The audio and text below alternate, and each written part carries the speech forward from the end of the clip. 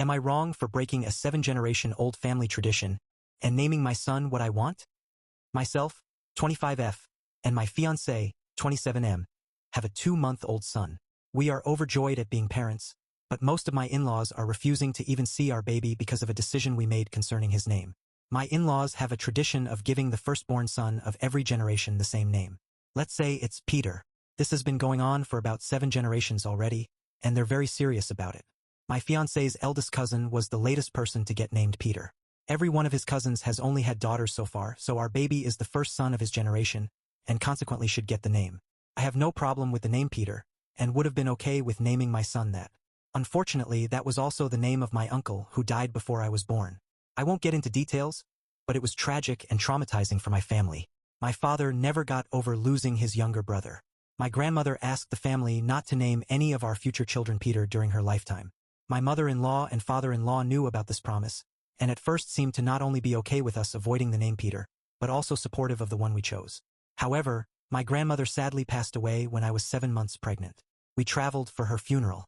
On our last days there, my in-laws called to offer me their condolences. Then my mother-in-law asked me if I was willing to think about the name Peter now.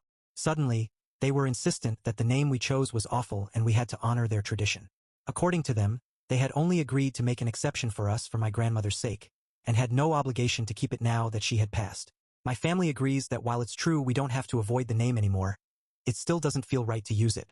My fiancé agrees with me as well, but his parents spent the last weeks of my pregnancy trying to convince us to change our minds about the name. When our baby was born and we named him what we wanted, my in-laws were furious that we had broken a 7-generation-old family tradition. Some of them hadn't previously wanted to name their sons Peter, but did it anyway for the family's sake. They said our decision was selfish, and that my family should have moved on by now. This has truly nothing to do with whether my family has moved on or not. It just felt like a betrayal to my grandmother and uncle's memories to even consider using the name. My father-in-law offered us $1,000 to change our son's name to Peter after he was born. That was 2 months ago, and neither of my fiancé's parents have met the baby or seen us since I was pregnant. Most of my in-laws are on their side, and this is causing a huge rift between my fiancé and his family. He assures me he's fine, but I'm starting to feel really guilty about this. Am I wrong here? Edit. The tradition started, as far as I know, when OG Peter died and his son, also named Peter, named his firstborn after his father. Peter III ended up having the first son of the following generation, and did the same thing.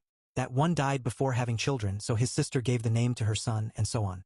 The name Peter is very common in my country, so none of them ever got bullied over it, and the fact that it was also my uncle's name isn't as unlikely as one might think. Also, middle names aren't used in my country. Most people get the maternal surname before the paternal one instead. Edit 2. It wasn't $1,000. Different country, different currency. It's still a lot of money, but would probably translate to about $200 US. I am from Brazil. Update. Thank you so much to everyone who commented and offered support. A lot has happened since I posted, so I thought I'd give you an update. About a week after my post, my fiancé's parents contacted us. They apologized for their behavior and begged to meet my son. They said they were ready to leave the naming debacle behind and truly wanted to be involved in their grandson's life. We were skeptical but invited them over to meet the baby. The visit went well. They began coming over almost every day during the next 3 weeks. I noticed neither of them ever called my son by his name, but I didn't point it out. For the first time in months things seemed good between my fiancé and his parents. One day my fiancé was helping my father-in-law with something at our place, so my mother-in-law and I went to the park with my baby. Sometime later I had to go to the bathroom, so I left him in the stroller with her. When I got back, she was sitting on a park bench, chatting with a woman who was cooing over my son. I went over there and introduced myself as son's name, S-Mom, and she said, I thought his name was Peter. I didn't say a word, and neither did my mother-in-law. She followed me to the car and we went back to my apartment. On the way there, I texted my fiancé about what had happened. The moment we got there, he kicked both his parents out of our place. He'd read my texts and confronted his father. Thankfully, my father-in-law is a terrible liar, and confessed immediately. Apparently, both my in-laws only call my son Peter. That includes whenever they're talking about him, every time they introduce him to someone else, and even baby talking to him on the few occasions they were left alone with him. Neither of them are embarrassed by this, and they both think they're in the right. We're heartbroken, especially my fiancé, not only because his parents can't let go of their pride, but also because the name we chose for our son means a lot to us both. I blame myself for encouraging my fiancé to allow them near our son.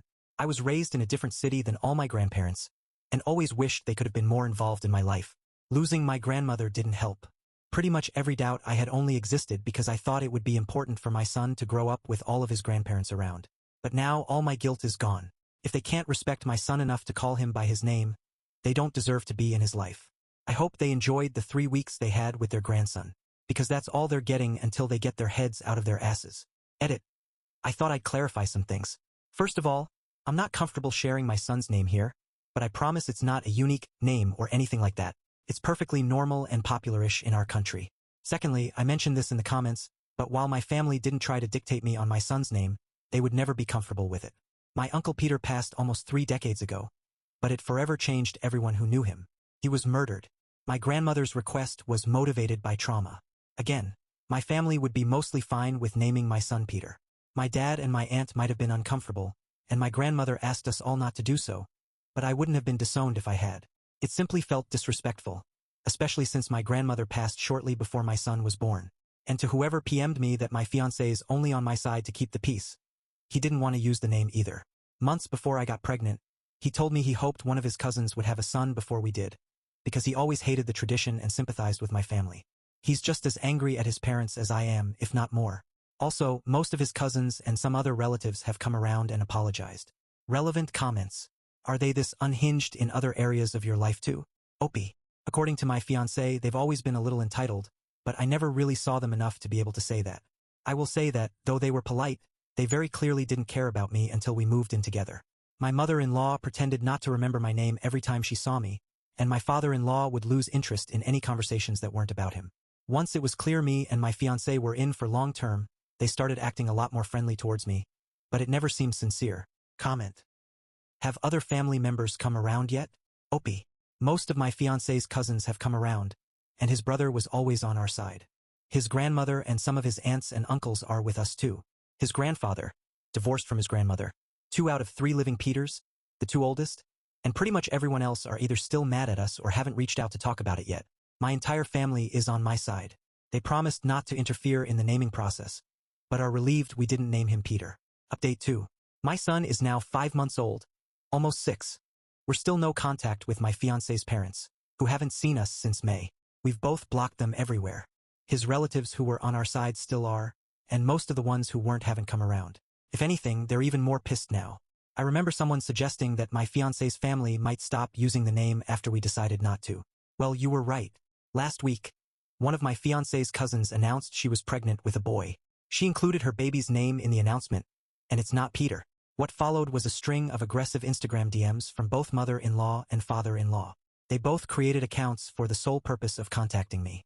I didn't see them until 2 days later. They sent me almost an hour worth of voice messages about how I'd ruined their family. They wished their son had never met me, that he'd see me for who I truly am, and that I'd never gotten pregnant. Many of the messages ended with, "I hope you're happy now," as if they thought they were getting the last word, only to think of something else they wanted to say. There was name-calling, an accusation of me cheating, and the persistent refusal to refer to my son as their grandchild. My fiancé and I listened to the messages together. He hadn't gotten any. As much as I tried to distance myself, I was in tears by the time it was all done. I still don't regret anything, especially after the stunt they pulled back in May, but I'm not completely free of the guilt yet. Not to mention their complete disregard for their grandson. I was already having an overwhelming week, and this just seemed like the final straw. I must have spent close to an hour sobbing in my fiancé's arms. Once I was calmer, he unblocked his parents just to scream at them for a while. I only heard his side of the conversation, but it was more than enough.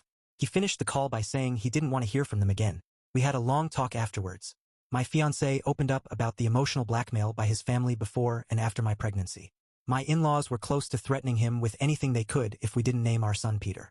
I told him about my guilt and how awful I feel for putting him through this. We reassured each other, cried a bit more, and had a mostly pleasant evening with our baby. We contacted his cousin. The family is giving her shit for breaking the tradition again. They're being way less aggressive though, and I think many of my in-laws are finally learning to let go. We're not expecting any apologies anytime soon, but we'll be glad if they come. Our wedding will be in September, and whoever doesn't give us a sincere apology until then is uninvited. My fiancé's parents are banned either way. We came to that decision together. Also, I'd like to address some comments on my previous update about how I was letting my family's trauma win, or how the name wouldn't be hurtful now that my grandmother has passed. I can't stress enough the damage my uncle's death caused. He was only 30 years old. He had a fiancée, a great career, and his whole life ahead of him. I don't know many details about what happened, because I didn't want to upset my family by asking. My grandmother wasn't the only person hurt by this, my entire paternal family was. And if I remember correctly, the person responsible isn't even in jail anymore. It was more than 20 years ago, but the wound never truly closed. So yeah, I think it's safe to say the tradition is over. The next Not Peter will be here in January, right before my son's first birthday. It was never my intention for this to turn into such a shitstorm, but I'm so incredibly proud of my little family. Thank you so much to everyone who shared their stories and offered advice during these last few months. I'll be forever grateful for all the support I got from y'all. Final update. Hey everyone, it's been a while. I hope you guys had a great Mother's Day. I remember that last year, I promised myself I'd write a final update as soon as I felt calmer or felt the situation was closer to being solved. That actually happened months ago, but I've been busy lately. Following my previous update, my fiancé's side of the family remained upset about the tradition being over for a few more months. They were way less intense about it, especially with the pregnant cousin I mentioned, but it was still evident. That cousin's Not Peter, almost a year later, I still can't think of a better term, was born in January. Our son turned 1 the next month. I think the fact that these two things happened so close together helped many of my in-laws let go of the tradition. We got a few apologies we weren't expecting. Some of them were sincere enough that we slowly started reestablishing contact. My fiancé's parents were not among those who apologized. We haven't spoken to either of them since last July. From what I've heard from some of his other relatives, however, mother-in-law seems regretful. She has told some of them that she wishes she could be part of her grandson's life, and wonders if making his name a hill to die on was a bad decision. Father-in-law, from what I gather, barely acknowledges my baby exists. My fiancé knows about how his mother feels, but he says he doesn't care. And even if we did get an apology, I don't think either of us can forgive his parents. As much as we're mostly okay now, it sometimes feels like their treatment of our family ruined the first few months of our baby's life. I know that's not actually true, but I don't want them around my child. Besides all that, things have been great.